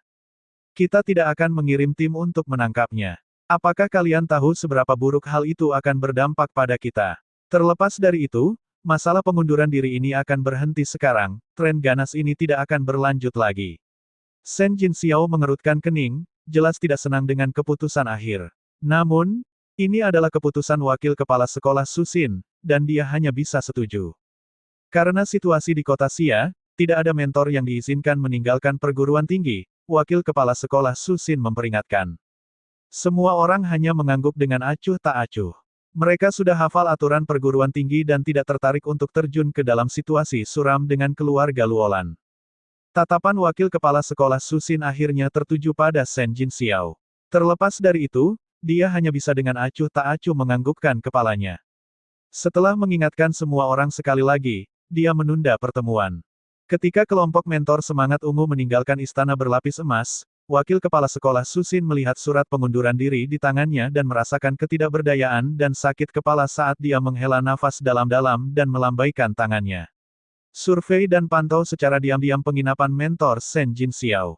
Kamu harus benar-benar mencegahnya meninggalkan perguruan tinggi. Setelah dia berbicara, kekosongan di belakangnya beriak dan bubar.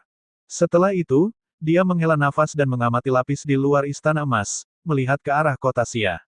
Sejujurnya, dia sudah melakukan yang terbaik yang dia bisa dalam peraturan kampus. Itu karena dia memihak Li Luo dan Jiang Qinghe. Kalau tidak, Qi-chan tidak mungkin meninggalkan kampus dengan mudah tanpa suara. Qi-chan bisa pergi adalah kesepakatan diam-diam di pihaknya. Semoga kedua bocah itu bisa melestarikan keluarga Luolan. Dia telah melakukan yang terbaik. Setelah Shen Jinxiao meninggalkan istana emas, dia kembali ke kediamannya. Memasuki kamarnya, dia membentuk segel tangan dan sebuah run menyala di dinding. Itu kemudian menyebar untuk menutupi seluruh ruangan, mengisolasinya dari dunia dan mencegah siapapun untuk mengamati apa yang sedang terjadi. Setelah itu, dia melirik keluar jendela ke arah beberapa bayangan, menyeringai tanpa perasaan. Dia bisa merasakan riak gerakan spasial di dalam bayang-bayang, memperjelas bahwa seseorang sedang mengamatinya. Itu pasti pengaturan wakil kepala sekolah Susin, khawatir dia akan kabur dan mengganggu pertemuan keluarga Luolan. Wakil kepala sekolah, wakil kepala sekolah, sepertinya kamu sangat meremehkanku. Shen Jinxiao dengan sinis menyeringai dan menggelengkan kepalanya. Setelah itu, dia berjalan di bawah tanah ke ruang rahasia. Ruang rahasia ini gelap gulita dan memiliki suasana yang cukup menyedihkan. Shen Jinxiao berjalan ke altar hitam di dalam ruangan dan duduk bersila di atas tahap batu di depannya. Mengangkat telapak tangannya, altar dengan mulus terbelah menjadi dua, dan kotak batu giok perlahan muncul dari dalam. Membukanya, orang bisa melihat detak jantung yang tersimpan dengan aman di dalam. Tidak, itu bukan hati yang utuh, melainkan hanya setengah dari satu. Shen Jinxiao memusatkan perhatiannya pada setengah jantung yang berdetak ketika dia melakukan tanda tangan lain dengan kedua tangannya. Sinar cahaya suram melesat keluar dari ujung jarinya, menembus langsung ke dalam organ tersebut. Pada saat ini, banyak gambar melintas melewati matanya. Apa yang dia lihat membuatnya terkejut dan membuatnya tertawa. Li Luo penuh kejutan. Jadi ini ternyata adalah kartu trufnya, suatu bentuk kekuatan eksternal yang dia pinjam. Melihat betapa jahatnya itu, sumbernya seharusnya semacam makhluk roh. Bahkan, itu bahkan sepertinya akrab. Shen Jinxiao merenungkan ini selama beberapa detik sebelum alisnya melonjak. Ini serigala surgawi berekor 3 yang dikurung di Gua Umbra. Apakah ini cara kerja kepala sekolah? Kekuatan binatang roh tidak bisa dipinjam tanpa biaya. Dibutuhkan teknik luar biasa untuk mengubahnya menjadi sesuatu yang bisa digunakan manusia, dan hanya kepala sekolah yang memiliki kemampuan ini. Pei Hao, Pei Hao, kamu benar-benar tidak berguna. Jika kami harus mengandalkanmu, kamu bahkan tidak akan bisa mengalahkan Li Luo atau Jiang Qinghe. Beruntung untukmu, kamu mendapat bantuan dariku, bayangan. Shen Jinxiao mencibir saat setetes esensi darah terbang keluar dari ujung jarinya. Esensi darah menggeliat, berubah menjadi semacam tanda kutukan berwarna merah darah sebelum tenggelam tepat ke setengah hati di hadapannya. Sekarang aku akan memberimu sedikit kekuatanku, di kedalaman ruangan aneh itu, bisikan dingin Shen Jinxiao diam-diam menyebar ke angin. Markas keluarga Luolan, alun-alun. Seluruh tempat itu hening saat tatapan kaget ditembakkan ke pilar batu yang runtuh. Di sisi lain adalah Li Luo yang sangat tenang, kontras dengan badai di hati mereka. Terutama Su Tianling, yang rahangnya ternganga. Tidak ada yang menyangka bahwa pertempuran yang seharusnya tidak adil ini akan berakhir dengan serangan kilat dengan hasil yang tak terbayangkan. Mutiara surgawi 2 mutiara Pei Hao telah dikirim terbang dengan satu pukulan dari Li Luo. Kai Wei sangat terkejut sehingga dia menutup mulutnya dengan tangannya saat dia melihat ke arah Yan Lingqing, yang matanya seperti piring. Bagaimana Tuan Muda menjadi begitu ganas? Yan Lingqing berhenti sejenak. Kekuatan resonansi yang dipancarkan tubuh Li Luo tampaknya telah mencapai tahap resonansi surgawi yang lebih rendah. Karakteristik dari kekuatan resonansi ini sangat mengamuk, jauh dari kekuatan resonansi Tuan Muda yang biasa, kemungkinan besar semacam bantuan dari luar, komentar Yuan King. Kai Wei dan Yan Lingqing tidak merasa bahwa Li Luo yang menggunakan semacam bantuan dari luar adalah curang. Bagaimanapun, Pei Hao ingin menggunakan kultivasi superiornya untuk menekan Li Luo dalam pertempuran yang seharusnya adil. Secara alami, tidak ada keraguan dalam menggunakan cara lain untuk meraih kemenangan. Mampu memanfaatkan faktor-faktor asing secara efektif juga merupakan kekuatan tersendiri. Ini bukan semacam debat ramah antara mahasiswa di perguruan tinggi. Ini adalah pertempuran hidup dan mati. Tidak ada metode yang akan terhindar. Jiang Qinghe juga berfokus pada Li Luo. Dia bisa merasakan kekuatan gila melonjak keluar dari tubuhnya, dan itu adalah pertama kalinya dia melihatnya secara pribadi. Selama pertemuan Cawan Suci, alasan Li Luo berhasil mengalahkan monster kelas bencana surgawi besar kemungkinan karena kemampuan ini. Penggunaan kekuatan memiliki efek samping yang signifikan dan bahkan menyebabkan kerusakan serius padanya ketika dia menggunakannya sebelumnya. Dengan demikian, Li Luo tidak akan dengan enteng memanfaatkan kekuatan ini. Di sisi lain, sepertinya dia segera mengaktifkannya untuk menghadapi tahap mutiara surgawi Pei Hao. Itu adalah langkah yang kemungkinan lahir karena kebutuhan karena jarak antara keduanya terlalu besar. Tier Istana Iblis tidak bisa memegang lilin di depan tahap mutiara surgawi yang sebenarnya. Jiang Qinghe berbalik menghadap pilar batu yang hancur. Serangan Li Luo tidak terduga, dan Pei Hao seharusnya menderita kerusakan kritis. Tetap saja, berpikir bahwa Pei Hao segera dibunuh akan sedikit dibuat-buat. Dia telah mempersiapkan segala macam kartu truf selama bertahun-tahun, dan sulit dipercaya bahwa dia tidak menanggapi hal ini. Li Luo, sebaliknya, terus mengamati situasi dengan tenang, namun, dia tidak mengendurkan kewaspadaannya. Pada titik ini, kesunyian pecah. Pecahan batu raksasa ditembakkan dari puing-puing, terbang langsung ke arah Li Luo seperti misil. Proyektil itu hancur dengan satu serangan dari Li Luo, dan dia terus memusatkan perhatian pada tumpukan tempat Pei Hao terperangkap. Pada saat ini, puing-puing batu mulai perlahan pecah dan hancur menjadi debu saat kekuatan resonansi yang menakutkan melonjak. Puing-puing itu langsung hancur menjadi debu, perlahan-lahan mengambang di udara, ditangguhkan oleh kepadatan daya resonansi yang dipancarkan. Satu sosok mulai berjalan keluar perlahan. Sorakan bergema di alun-alun dari para pendukung Pei Hao. Mereka langsung senang di adegan ini. Di sisi lain, faksi Li Luo jauh lebih suram dibandingkan. Pei Hao melambaikan tangannya di depan mata semua orang, dan semua debu yang mengelilinginya tertiup angin, memperlihatkan penampilannya yang compang-camping. Jubah atasnya benar-benar robek dan lekukan kepalan tangan terlihat jelas di dadanya, tidak diragukan lagi ditinggalkan oleh serangan liar Li Luo. Pada saat yang sama, kerumunan juga menemukan bahwa run hitam yang tak terhitung jumlahnya telah muncul di dadanya. Masing-masing run ini seukuran semut, tetapi tersebar di seluruh tubuhnya seperti rangkaian rantai hitam. Dalam waktu singkat beberapa tarikan napas, tubuh Pei Hao benar-benar tertutupi oleh mereka. Tuan muda, Anda menyembunyikan kekuatan Anda dengan sangat baik, komentar Pei Hao acuh tak acuh. Kamu sendiri tidak terlalu buruk, jawab Li Luo dengan datar saat dia dengan hati-hati memeriksa run hitam yang telah menyebar di sepanjang pembuluh darah Pei Hao. Dengan munculnya seni aneh ini, tubuh Pei Hao mengeluarkan gelombang kekuatan resonansi yang meningkat dengan kecepatan yang sangat menakutkan. Inilah yang membuatnya sangat percaya diri. Yang mengejutkan semua orang, tahap kekuatan resonansi Pei Hao mulai melonjak, dengan sangat cepat mencapai tahap resonansi surgawi kecil. Namun, itu tidak berhenti di situ. Li Luo mengerutkan kening saat kekuatan resonansi Pei Hao mengalami langkah eksplosif ke depan. Itu juga harus menjadi bentuk kekuatan pinjaman, tapi dari mana asalnya? Dia sendiri telah meminjam kekuatan dari serigala surgawi berekor 3, dan itu membutuhkan bantuan kepala sekolah Pang dalam mengubah energinya menjadi bentuk yang dapat ditangani oleh tubuhnya. Jadi di mana tepatnya Pei Hao berhasil mendapatkan kemampuan seperti itu? Saat dia merenungkan pemikiran ini, Li Luo melambaikan telapak tangannya, dan pedang gajah giok emas muncul di tangannya. Dia maju selangkah tanpa ragu, menghancurkan ubin bluestone di bawahnya. Sosoknya menghilang saat dia berlari menuju Pei Hao, hanya meninggalkan aliran kekuatan resonansi merah di belakangnya.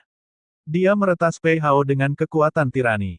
Pei Hao membalas dengan satu ayunan, dan pedang emas di tangannya memancarkan sinar pedang yang tak terhitung jumlahnya yang langsung berbenturan dengan Li Luo. Suara benturan logam terdengar saat gelombang kekuatan resonansi yang keras bertabrakan dan mengamuk di alun-alun. Dalam kurun waktu singkat, Kedua belah pihak saling bertukar pukulan tanpa pemenang yang jelas, tetapi ada masalah. Kekuatan pertempuran Pei Hao masih meningkat. Serangannya meningkat baik dalam kekuatan maupun kekejaman dengan setiap pertukaran. Setiap kali cahaya pedang bersiul, kekuatannya secara bertahap lebih tinggi dari yang sebelumnya. Dengan pukulan terakhirnya, gelombang kekuatan resonansi yang dia pancarkan memuncak pada batas tahap resonansi surgawi kecil. Nafasnya sendiri menyebabkan energi alam duniawi di sekitarnya bergolak dan bergerak, seolah-olah dia telah menjadi kekuatan alam. Pada saat yang sama, seluruh langit tampak berubah menjadi keemasan, dengan cahaya pedang yang tak terhitung jumlahnya mengalir melewatinya, membentuk dunia dengan keberadaannya. Adegan ini menyebabkan ekspresi Yuan King melengkung. Dia sendiri berada di tahap resonansi surgawi kecil, tetapi dia bisa merasakan bahwa Pei Hao lebih kuat darinya. Metode apa yang digunakan Pei Hao agar kekuatannya meningkat begitu banyak? Yuan King dan yang lainnya benar-benar terkejut, ekspresi muram di semua wajah mereka saat mereka mengepalkan tangan dengan erat. Di alun-alun, Pei Hao mengarahkan pedangnya ke arah Li Luo saat dia dengan jelas merasakan kekuatan mengalir melalui dirinya. Itu benar-benar menakjubkan. Tawa gila meletus dari bibirnya. Tuan muda, sepertinya posisi penguasa keluarga akan menjadi milikku. Terlepas dari apakah itu kamu atau Jiang Qinghe, tidak satu pun dari kamu yang cocok denganku. Li Luo sedikit cemberut. Kamu hanya meminjam semacam bantuan dari luar, dan sekarang kamu sudah mabuk kekuasaan. Betapa sengsaranya kamu, merasa sombong atas beberapa kemampuan yang salah. Meskipun aku tidak tahu bagaimana kamu melakukannya, aku yakin kamu harus membayar 1 pon daging untuk itu. Mendengarkan kata-kata menusuk Li Luo, tatapan Pei Hao menjadi sedih. Memang, biayanya tidak sedikit. Merasa hanya setengah hati adalah sesuatu yang terus-menerus mengingatkannya pada harga yang sangat mahal yang telah dia bayar. Dia tidak bisa kalah dalam pertarungan ini hari ini. Jika dia melakukannya, dia akan kehilangan semua yang pernah dimilikinya, jadi harga yang lebih tinggi pun tidak masalah. Aku telah menyelamatkan langkah ini untuk menangani Jiang Qinghe, tapi siapa yang mengira kamu yang akan menanggungnya? Pei Hao dengan sengit menatap Li Luo dengan tatapan penuh dengan niat membunuh. Namun, jangan khawatir. Berapapun harga yang kubayar akan dibayar 10 kali lipat dengan tubuhmu. Itu lucu, Li Luo terkekeh. Pei Hao tampak cemberut saat dia mengangkat pedangnya, yang telah memancarkan cahaya pedang, mengarahkannya tepat ke arah Li Luo sekali lagi. Apakah kamu benar-benar berpikir bahwa ini adalah langkah yang telah aku persiapkan selama bertahun-tahun? Ketika dia selesai berbicara, seluruh langit menyala dengan cahaya kemasan. Suara pedang yang menusuk bisa terdengar di dalam cahaya, tampaknya hidup.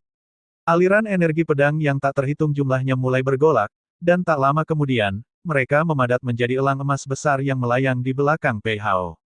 Ketika semua orang melihat ini, mereka menghirup udara dalam-dalam dan ekspresi jelek muncul di wajah mereka.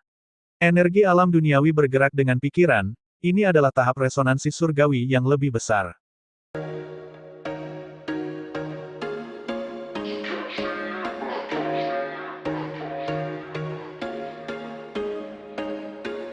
There was once a day that I would pray for you. I'd go and misbehave just so you'd notice too. Sneaking looks up and down from across the room.